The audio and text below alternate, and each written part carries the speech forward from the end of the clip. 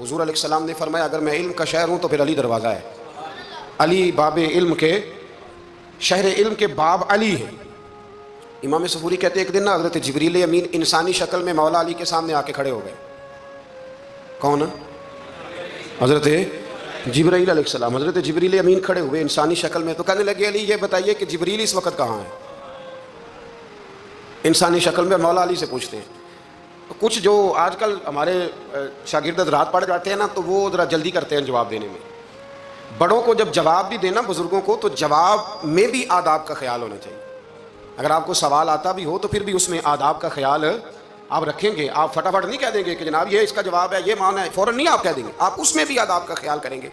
حضرت جبریل امین نے جب کہا نا کہ بتائیے جبریل کہاں ہے، تو حضرت علی فوراً بھی کہہ سکتے تھے آپ ہی تو ہے جبریل، یہ فٹافٹ کہہ سکتے تھے، اسی وقت ساری بات ختم ہو جاتی.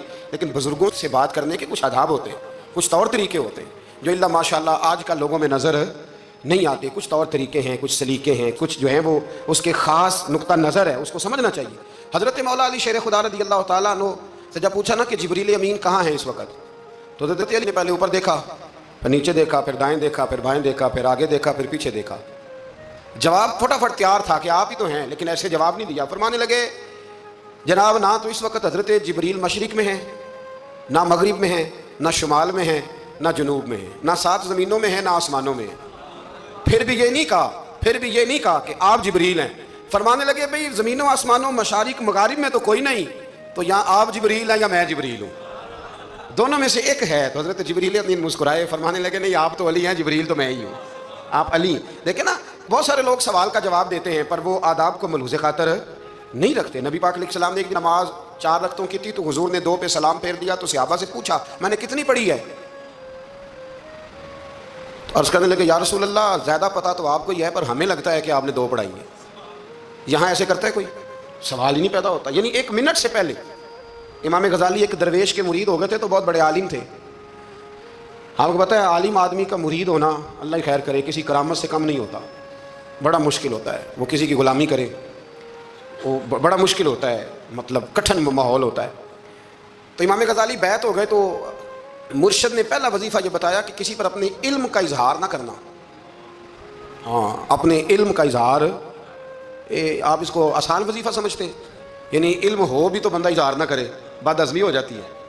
تو بد ہضمی ہو جاتی ہے، نیند نہیں آتی. 2-4 لفظ جو بندہ پڑھ کے آتا ہے نا اس کو تو نیند نہیں آتی کہ میں پڑھا لکھا ہوں تو میں بتاؤں نا. تو حضرت علی شیر خدا کرم اللہ تعالیٰ وجہ الکریم کے وہ آداب سے مجھے یہ بات یاد آئی کہ امام غزالی کے شیخ نے کہا علم کا اظہار نہ کرنا یہ پہلا وظیفہ ہے.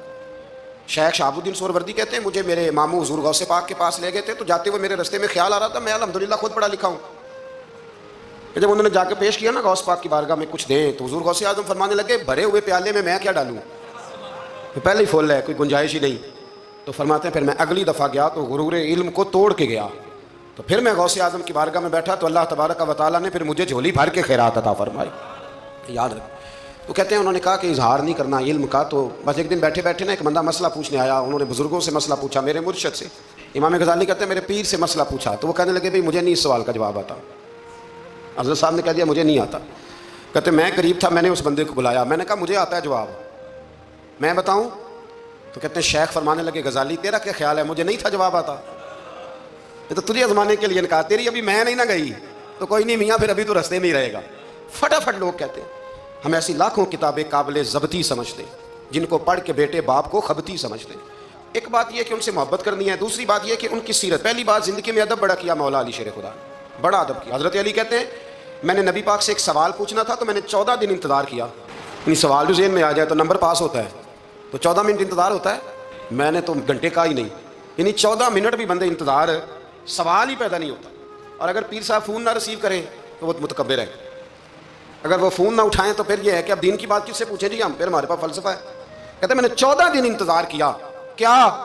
مولا علی فرماتے ہیں میرے دل میں خیال تھا کہ کوئی اور آ جائے اور جو میں بات پوچھنا چاہتا ہوں وہ نبی پاک سے پوچھ لے، وہ حضور سے پوچھ لے تو میرا بھی چلو معاملہ بن جائے گا.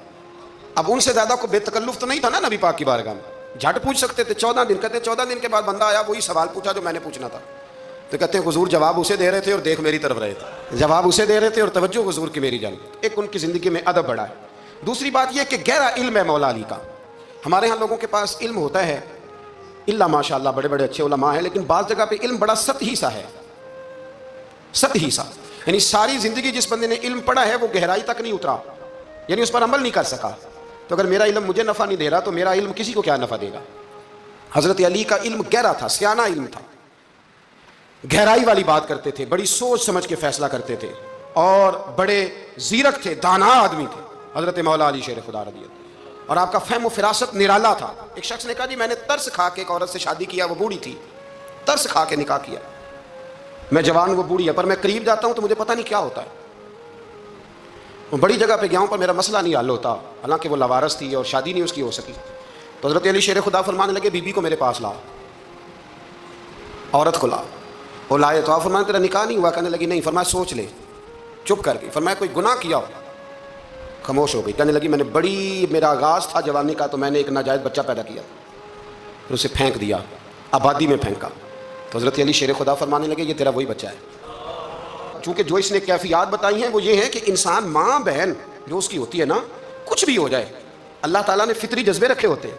تو وہ کوئی حیوان ہو تو بات الگ ہے، اگر انسان ہو تو وہ مطلب انسان ماں کے سینے سے لگ بھی جائے تو اسے شفقت کا رنگ تو نظر آتا ہے، لیکن اس کے اندر وہ جذبات پیدا ہو سکتے ہیں نہیں. بیٹی سینے سے لگ جائے تو وہ والے جذبات اس میں آتے. حضرت علی شیر خدا کا علم بڑا باریک.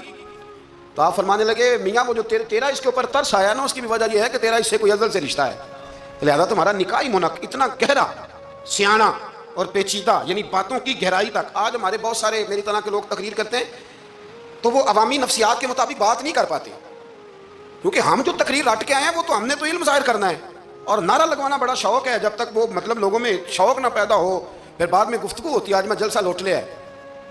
تو میں کہا کرتا ہوں کہ جلسہ لوٹا نہیں جاتا، جلسے میں تو کچھ لٹایا جاتا ہے، علم دیا جاتا ہے، فہم دیا جاتا ہے، شوق دیا جاتا ہے. تو یہ کیا مطلب بات ہو؟ تو گہرا علم تھا. چوتھی بات، علم بھی تھا اور تقویٰ بھی تھا، پرہیزگاری بھی تھی. جب آپ خلیفہ تھے نا، امیر المومنین تھے، امیر المومنین، آپ چلو صوبائی وزیر کی بات نہیں کرتا، آپ کسی نا ہلکے سے، جو وہ ہمارے پاکستان میں عہدے بہت زیادہ ہیں، تو جس کو کوئی ہلکا سا نا چلو پرانا ورکر ہے تو کوئی دے دیتے ہیں، اس کو بھی مل جائیں تو 15 کو ووٹ تو اس کے بھی کہیں نہیں گئے مبارکباد کے. حالانکہ اسے پوچھیں کہ تیرا اصل میں کام کیا ہے تو کام کوئی بھی نہیں ہوتا اس کا، ووٹ لگ جاتے ہیں. بڑا کیا بات ہے جناب، موج بن گئی.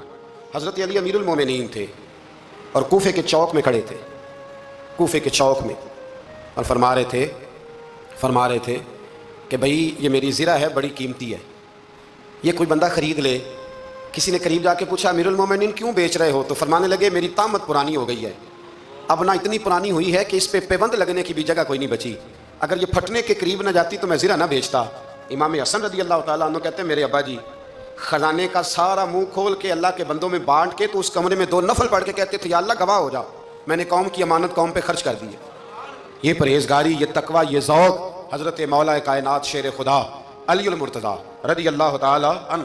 ہمارے ہاں نا ہم نے بانٹ دی ہیں چیزیں، یعنی کوئی بندہ زیادہ حضرت علی کے نعرے لگانے لگ جائے تو لوگوں کو شک پڑ جاتا ہے. تو ایک بندہ میرے کان میں کہنے لگا 2-3 دن سے یہاں علی علی ہو رہی ہے کان میں. اب بڑی جلدی ہمارے تھرمامیٹر والے لوگ بھی بڑے تیار بیٹھے رہتے ہیں.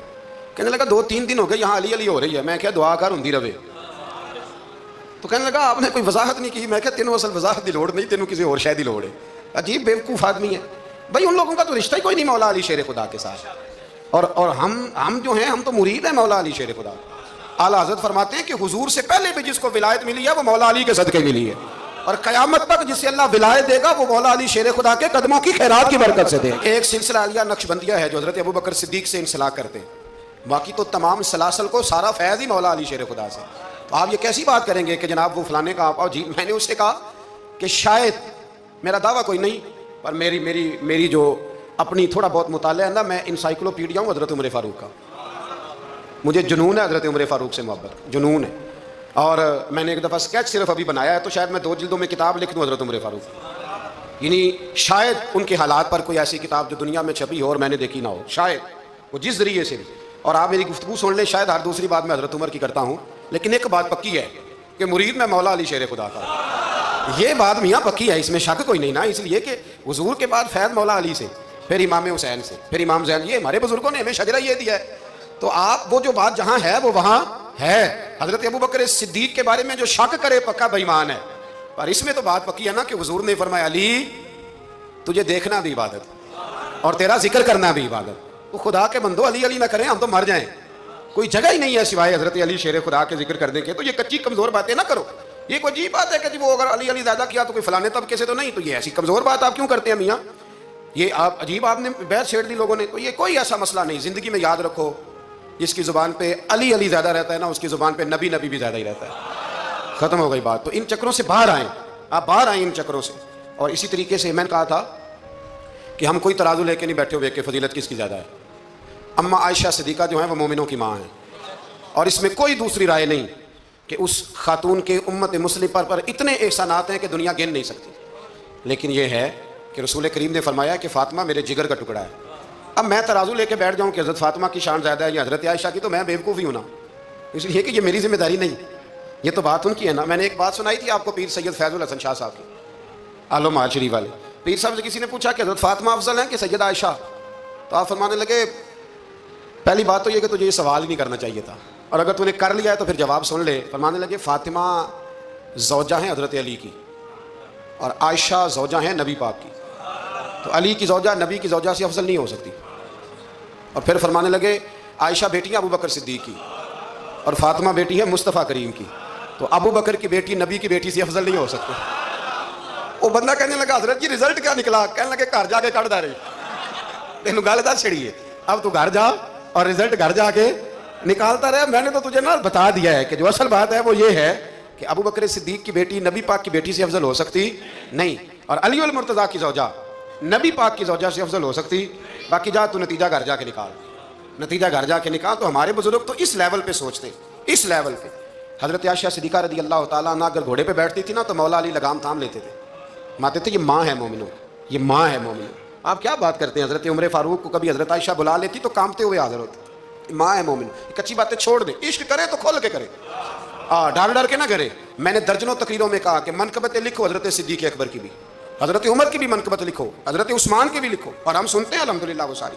لیکن میرے بھائی یہ یاد رکھیں، اس میں کوئی شک نہیں، ان کی عظمتیں، شانیں، فضیلتیں وہ بلندیاں ہیں. ہمارا یہی عقیدہ ہے، اور الحمدللہ ہماری نسلیں بھی اسی پہ قائم رہیں گی. ہم انہیں نسلیں مانیں گے ہی تب کہ خلفائے راشدین کی جو خلافت کی ترتیب ہے وہی فضیلت کی ترتیب ہے. لیکن میاں یہ بھی تو ہے نا کہ جس کا جو مرشد ہونا اسے وہ بہرحال دوسروں سے افضل جانے گا تو فیض پائے گا، وہ جانے گا. تو اس لیے نظریہ ہمارا یہی ہے کہ وہ خلفائے ثلاثہ حضرت مولا علی سے، اور حضرت علی کا اپنا فرمان ہے.